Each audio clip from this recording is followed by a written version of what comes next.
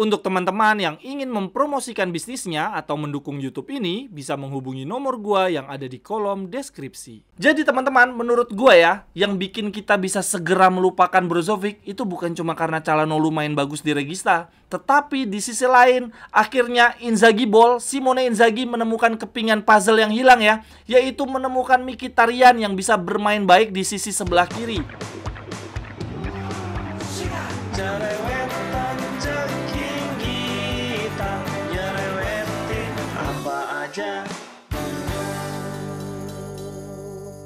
Teman-teman yang sedang kalian saksikan saat ini adalah Cerewetin Inter. Apa kabar teman-teman semua? Semoga dalam keadaan sehat.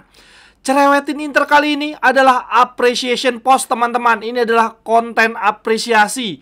Cerewetin spesial untuk pemain yang sangat amat gua angkat topi ya, yaitu Henryk Batubara Mkhitaryan.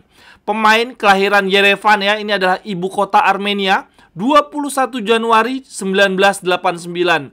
Berarti usia dia saat ini adalah 82 tahun. Gokil, tua banget ini kakek Mkhitaryan. Gua harus banget bikin konten ini teman-teman, karena gua melihat di musim ini gile penampilan Mkhitaryan sangat amat luar biasa, tapi dia jarang banget diperbincangkan ya. Bahkan nyaris tidak pernah menjadi pusat pemberitaan. Padahal kalau kita lihat profilnya, atribut dari Mkhitaryan ini pencapaian yang luar biasa teman-teman.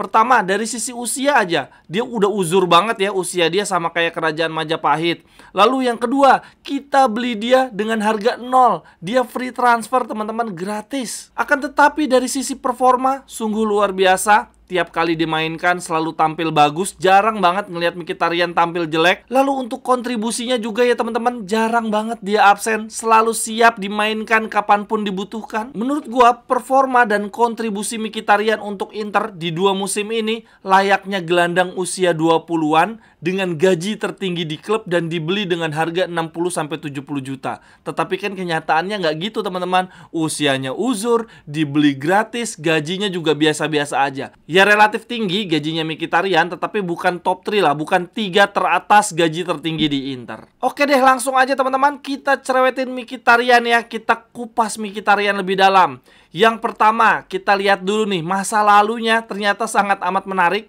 Fakta teman-teman bahwa Mkhitaryan ketika masih Primavera, dia sempat menjalani trial ya, uji coba di Sao Paulo di Brazil. Menariknya teman-teman, rekan sekamarnya Mkhitaryan waktu trial di Sao Paulo Brazil adalah Hernanes, mantan gelandang kita, mantan gelandang Lazio dan Juventus juga. Ini padahal usianya Hernanes sama Mkhitaryan kan harusnya jauh ya teman-teman. Kenapa mereka bisa sekamar? Aneh banget. Lalu fakta menarik lainnya dari Mkhitaryan adalah dia punya kemampuan belajar bahasa asing dengan sangat amat cepat. Begitu juga waktu berlabuh di Italia ya, waktu bermain untuk Roma, tidak lama kemudian setelah tanda tangan kontrak, dia langsung cas-cis-cus bahasa Italia. Saat ini Mkhitaryan bisa bahasa Armenia, ya jelas karena itu tanah kelahiran dia. Kemudian dia bisa bahasa Rusia karena sebelumnya pernah main di Shakhtar Donetsk. Kemudian bisa bahasa Inggris, Jerman, Prancis, dan Italia. Nah, keahlian multibahasa inilah yang disebut-sebut sebagai salah satu faktor kunci kesuksesan Mkhitaryan. Banyak diakui juga oleh rekan-rekannya ya, bahwa Mkhitaryan tuh cepet banget akrab dengan para pemain. Baik pemain dari liga lokal, pemain asing, manajer, staff, bahkan penggemar juga cepet banget akrab dengan Mkhitaryan. Termasuk juga di Inter ya teman-teman. Waktu itu Sommer sempat dapat wawancara, jurnalisnya nanya, bagaimana proses adaptasi Anda di Italia? Sommer menjawab bahwa dia sangat terbantu oleh Mkhitaryan karena bisa bahasa Jerman. Nah, Mkhitaryan waktu ditanya pendapatnya tentang Buchanan, dia juga bilang bahwa Buchanan masih butuh waktu untuk beradaptasi, untuk mengenal lebih jauh tentang Italia, kulturnya, dan juga bahasanya. Jadi, sepertinya dari sisi Mkhitaryan pun, dia merasa bahwa kemampuan kita belajar bahasa daerah setempat adalah faktor yang sangat penting. Lalu lanjut, fakta menarik lainnya dari Mkhitaryan adalah dia punya yayasan teman-teman, namanya Yayasan Henryk Mkhitaryan, yang didedikasikan untuk membantu anak-anak dan keluarga kurang mampu di Armenia maupun orang-orang Armenia lainnya di seluruh dunia. Dan bahkan Yayasan Henryk Mkhitaryan ini bukan cuma membantu dari sisi finansial ya. Mkhitaryan ini hampir mirip kayak Javier Zanetti. Dia senang banget berbagi dan Mkhitaryan sering banget mengunjungi rumah sakit, sekolah, panti asuhan. Pokoknya Mkhitaryan memang punya jiwa sosial yang tinggi. Lalu sumbangsi sosial Mkhitaryan dalam hal sepak bola adalah dia punya sekolah sepak bola di Armenia. Selain itu, di sini juga dituliskan bahwa Mkhitaryan punya komitmen yang sangat tinggi dalam berinvestasi untuk pengembangan infrastruktur sepak bola di Armenia, seperti pembangunan lapangan dan juga menyediakan peralatan. Jadi di sini dituliskan bahwa Mkhitaryan sangat ingin mengembalikan rezeki yang dia dapatkan dari sepak bola untuk pengembangan sepak bola di tanah airnya. Lalu lanjut, fakta menarik lainnya, Mkhitaryan sama halnya dengan pesepak bola lainnya rajin mengoleksi jersey-jersey sepak bola rekan satu tim maupun lawan-lawannya yang dianggap hebat. Lalu dalam hal makanan, nah ini agak ribet Mkhitaryan, dia selalu ingin memakan hidangan tradisional Armenia sebelum bertanding. Ada-ada aja gimana cara menyuguhkannya ya, gimana cara menyediakannya anjir. Karena bagi Mkhitaryan ini akan menghadirkan kenyamanan dan motivasi dengan cita rasa tanah air. Ada kayak gitu ya teman-teman. Coba gue bayangin kalau sepak bola Indonesia main di luar negeri, dia sebelum tanding pingin makan nasi uduk gitu kan ribet banget ya. Ada-ada aja Mkhitaryan. Lalu yang terakhir, fakta menarik dari Mkhitaryan adalah pencinta hewan. Oleh karenanya di sosial media disebutkan di sini bahwa Mkhitaryan sangat sering berfoto dengan anjing-anjingnya. Oke, itu tadi adalah fakta menarik dari Mkhitaryan, tapi di luar sepak bola ya, di luar lapangan. Nah, kalau ini kita lihat lebih dalam tentang Mkhitaryan, tetapi yang ada erat kaitannya dengan sepak bola. Yang pertama, ini kalau gue lihat-lihat dari berbagai website, profilnya Mkhitaryan untuk preferensi kaki ya teman-teman, ini ditulisnya bot, alias dia fasih menendang baik dengan kaki kiri maupun kaki kanan. Dia macam-macam perisik gitu ya teman-teman, corner bisa kaki kiri, bisa kaki kanan. Akan tetapi waktu itu gue ngelihat ketika dia tanda tangan kontrak, si Mkhitaryan pakai tangan kiri, jadi kayaknya kalau tangan dia kidal. Lalu untuk sejarah klub yang pernah dia perkuat, untuk klub pertama dia di Primavera adalah FC Punic, lalu kemudian dia sempat trial di Sao Paulo ya, U17 Sao Paulo, lalu balik lagi ke Punic. Lalu ketika Mkhitaryan usianya sudah masuk ke level senior, dia main di Liga Ukraina untuk klub namanya Metalurg dan kemudian pindah ke Shakhtar Donetsk. Nah, di Shakhtar Donetsk inilah akhirnya bakat dari Mkhitaryan tercium oleh klub-klub Eropa. Akhirnya dia dibeli oleh Borussia Dortmund dengan harga yang sangat amat mahal teman-teman, 27,5 juta. Saat itu gede banget. Lalu dari Dortmund dia pindah ke MU, dibeli dengan harga yang sangat mahal juga, 42 juta. Kemudian pindah ke Arsenal dengan biaya 34 juta. Kemudian di Arsenal dia tidak perpanjang kontrak sehingga dia pergi ke Roma dengan status bebas transfer. Begitu juga di Roma, 3 tahun sesuai dengan kontraknya. Lalu pindah ke Inter dengan status bebas transfer juga dengan biaya 0. Dari statistik permainannya selama di Shakhtar Donetsk, pencapaian terbaik dia adalah di musim 2011-2012. Dia main 29 kali, mencetak 25 gol, 9 assist. Anjir, subur banget teman-teman. Untuk ukuran gelandang serang dan second striker, dia mencetak 25 gol, 9 assist. Gimana Dortmund nggak tertarik ya? Lalu kemudian bersama Borussia Dortmund di bawah asuhan Jurgen Klopp, penampilan terbaik dia ada di tahun 2015. Main 31 kali, cetak 11 gol, 20 assist teman-teman. Double digit gol dan assist, gila luar biasa banget. Gimana MU nggak kesengsem? Tetapi sayangnya di MU torehan statistik dia kurang menarik nih. Paling bagus cuma 1 gol 5 assist. Total 3 musim di MU dia main 63 kali, 13 gol, 11 assist. Akan tetapi di MU yang paling luar biasa adalah dia membantu MU mencetak gol di partai final Europa League ya, ketika mengalahkan Ajax 2-0. Itu adalah gelar terakhir MU sampai dengan detik ini. Lalu kemudian di Arsenal juga dia makin ambyar, torehan statistik yang paling bagus cuma 6 gol, 4 assist. Dari situlah kemudian dia pindah ke Roma, main 3 musim. Di musim pertamanya cetak 9 gol 5 assist. Musim kedua cetak 13 gol 11 assist di Serie A, ini luar biasa banget. Dan kemudian di musim terakhirnya bersama Roma, dia mencetak 5 gol 6 assist. Total di ibu kota Italia ini dia bermain 117 kali, 29 gol 28 assist. Gokil. Hal inilah yang membuat Marotta langsung dengan gesit ya, insting mengambil dia dengan status free transfer. Teman-teman yang ingin membeli jersey Inter, jersey home, away, jersey ketiga, atau bahkan jersey transformer dengan harga terjangkau dan sekaligus turut membantu mengembangkan, mendukung YouTube Cerewetin Inter, silakan membeli di akun Tokopedia dan Shopee gue ya. Jersey-nya bisa custom nama dan juga nomor punggung, atau kalau teman-teman mencari jersey Inter di tahun-tahun lawas dan juga jersey klub-klub lainnya, bisa juga. Silakan langsung aja ya, cek kolom deskripsi, di situ ada link untuk pembelian jersey dan juga kontak gue. Terima kasih. Mkhitaryan berlabuh di Inter di musim keduanya Inzaghi ya. Dia diproyeksikan untuk mengganti pemain veteran lainnya ya, yaitu Arturo Vidal yang pergi meninggalkan Inter.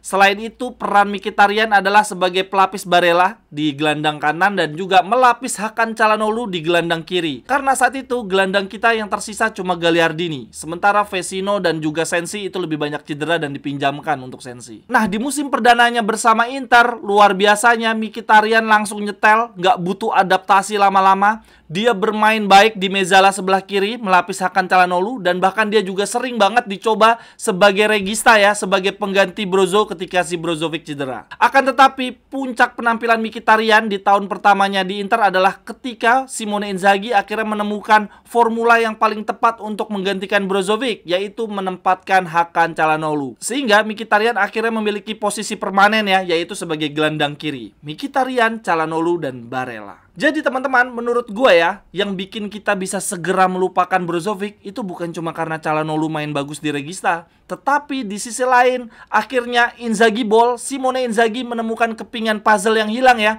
yaitu menemukan Mkhitaryan yang bisa bermain baik di sisi sebelah kiri, yang melengkapi peran Çalhanoğlu dan juga Barella di lini tengah Inter. Lalu setelah di musim pertamanya, Mkhitaryan tampil baik, menjadi penyeimbang lini tengah ya, menjadi kepingan puzzle yang selama ini dicari oleh Inzaghi. Di musim keduanya, di musim ini, dia bukan cuma sekedar penyeimbang ya teman-teman, tapi dari sisi torehan statistik luar biasa banget.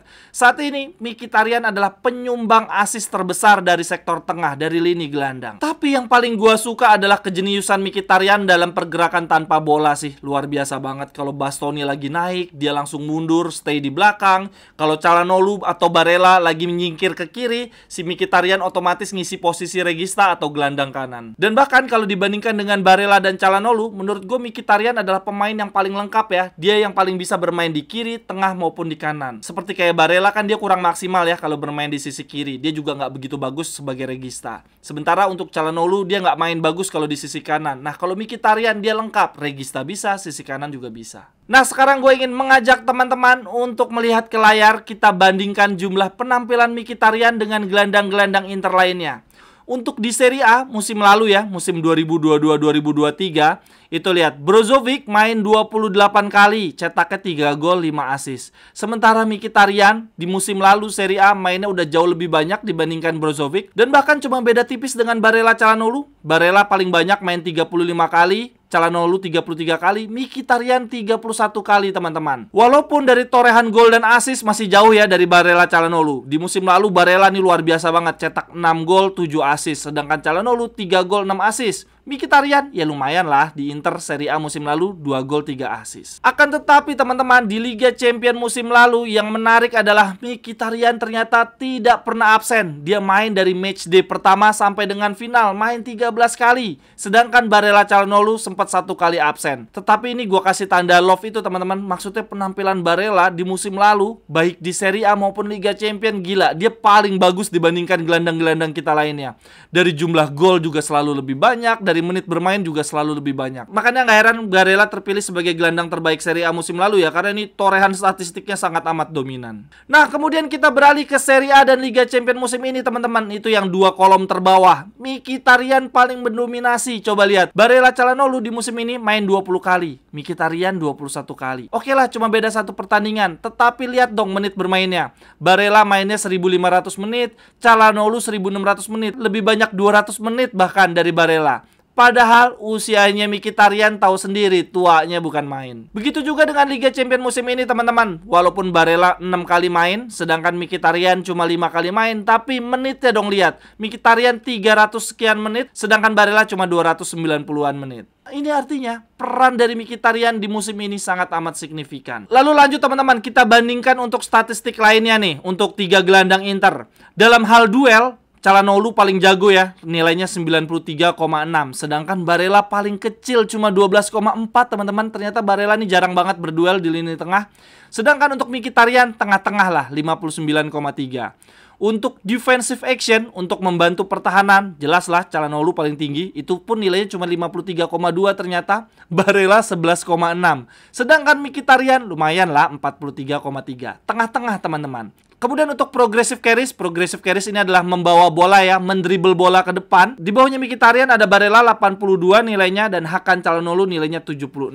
Jelas lah ini si Çalhanoğlu paling bawah karena dia kan memang jarang dribble bola sekarang. Kemudian untuk jumlah umpan ke depan teman-teman, Barella paling banyak 92,7 sedangkan Çalhanoğlu nilainya 88. Mkhitaryan dikit nih cuma 66,8. Lalu kemudian untuk akurasi umpan ke depan, Mkhitaryan paling akurat, iyalah asisnya dia juga paling banyak ya. Ini nilai dia 89,1. Umpannya dia mau kaki kiri, kaki kanan, mau terobosan, bola lambung, bagus-bagus semua, akurat-akurat semua. Gak heran nilainya 89,1. Di bawahnya dia ada Hakan, nilainya tipis juga bedanya 88,9. Kemudian ada Barella dengan nilai 66. Barella ini dikit banget nilainya nih. Lalu hal menonjol lainnya dari Mkhitaryan adalah umpan kunci paling tinggi di antara gelandang Inter lainnya. Bahkan nilainya terpaut jauh. Mkhitaryan 91 teman-teman nilainya. Sedangkan Çalhanoğlu umpan kuncinya cuma 54. Di musim ini emang Çalhanoğlu jarang asis sih. Kemudian Barella 75, ya lumayan lah. Lalu untuk umpan yang progresif, umpan-umpan yang untuk build up, ini Barella nilainya paling tinggi 97,8, disusul oleh Çalhanoğlu 89 dan kemudian Mkhitaryan 53,4. Ternyata Mkhitaryan dalam hal build up nggak terlibat terlalu banyak ya. Dia kayaknya lebih banyak nunggu di depan kali ya untuk eksekusi-eksekusi asis. Tetapi tetap sih yang paling gua heran kok bisa-bisanya di usia dia yang setua itu dia tampil terus 90 menit, nggak cedera-cedera lagi, dan tetap menghasilkan gol plus assist. Aduh, pokoknya sehat-sehat terus untuk kakek Mkhitaryan. Sekian dulu untuk Cerewetin Inter hari ini teman-teman. Silahkan tuliskan pendapat teman-teman di kolom komentar. Sampai ketemu di cerewetan-cerewetan berikutnya. Bye-bye, thank you.